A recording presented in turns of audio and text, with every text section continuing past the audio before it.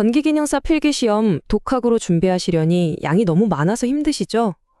그래서 오늘은요, 딱 한 가지 개념, 펠티의 효과에만 집중해서 기출문제 하나를 완벽하게 정복해 보겠습니다.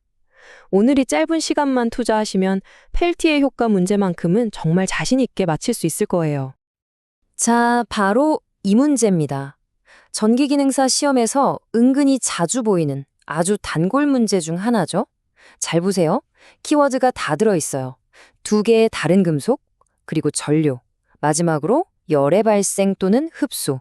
이 세 가지 키워드가 가리키는 현상이 과연 뭘지 지금부터 저랑 같이 파헤쳐 보겠습니다.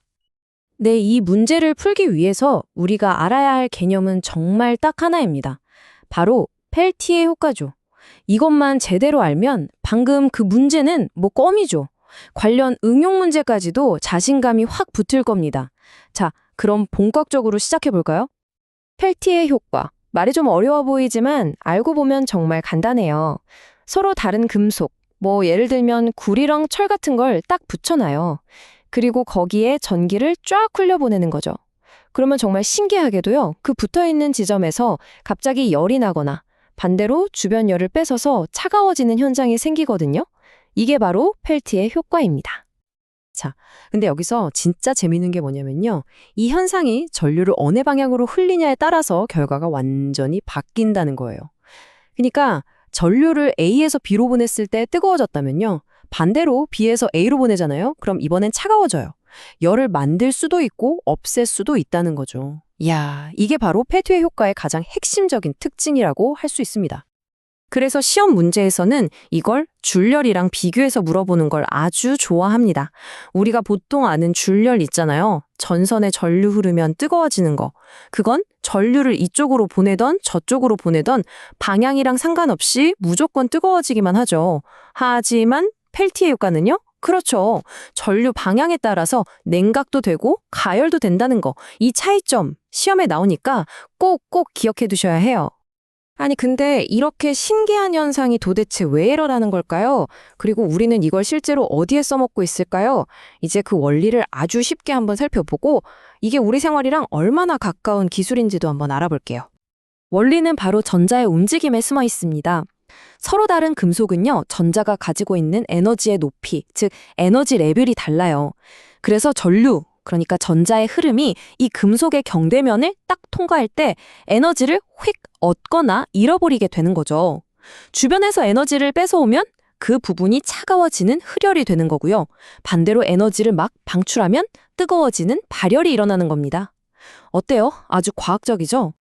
이 원리를 가장 잘 써먹고 있는 게 바로 열전 냉각소자라는 부품이에요. 이걸 쓰면 막 시끄러운 압축기나 냉매가 없어도 냉각이 되거든요. 그래서 우리 주변에 있는 작은 와인 냉장고나 화장품 냉장고 아니면 컴퓨터 CPU 식혀주는 쿨러처럼 아주 정밀하게 온도를 조절해야 하는 곳에 정말 널리 쓰이고 있답니다. 말 그대로 전기로 시원함을 만드는 기술인 셈이죠. 좋습니다. 자, 이제 우리는 펠티의 효과가 뭔지, 가장 중요한 특징이 뭔지, 그리고 어떤 원리인지까지 다 알게 됐어요. 이 지식을 가지고 맨 처음에 봤던 그 기출문제로 다시 한번 돌아가 보죠. 아마 이제는 정답이 그냥 눈에 확 들어올 겁니다. 자, 문제 다시 한번 볼까요? 두 금속을 붙이고 전류를 흘렸더니 주울 열과는 다르게 열의 발생 또는 흡수가 일어난다. 어떠세요? 전류 방향에 따라 열 흡수, 즉 냉각도 가능하다는 펠티의 효과의 핵심 특징이랑 그냥 완전히 똑같죠. 그러니까 정답은 고민할 필요도 없이 4번 펠티의 효과입니다. 네, 제가 참고한 자료에서도 이렇게 명확하게 딱 정의를 내려주고 있네요. 이 한 문장에 펠티의 효과의 모든 게 다 담겨 있다고 할 수 있겠죠? 이제 이 정의는 머릿속에 확실하게 각인되셨을 겁니다. 자, 이제 마지막 단계입니다. 시험장 가서 이 문제를 진짜 1초 만에 풀 수 있도록 핵심 키워드만 딱딱 모아서 머릿속에 정리해 드릴게요. 시험 직전에 이것만 한번 쓱 훑어보시면 됩니다. 딱 4가지만 기억하세요. 첫째, 서로 다른 두 금속. 둘째, 전류 방향에 따라 효과가 달라진다. 셋째, 그래서 열흡수, 즉 냉각이 가능하다. 넷째, 대표적인 응용 분야는 열전 냉각 소자다. 이 4가지 키워드만 딱 연결 지으면 펠티의 효과 문제는 절대로 틀릴 수가 없어요. 자, 오늘 펠티의 효과는 확실하게 마스터하셨습니다. 그럼 여기서 한 걸음만 더 나아가 볼까요? 아까 보기에 제백 효과라는 것도 있었죠? 이건 펠티의 효과랑 정반대 현상이에요. 온도 차이를 주면 거꾸로 전류가 생겨나거든요. 과연 이 둘은 어떤 관계일까요? 왜 항상 같이 묶여서 나올까요?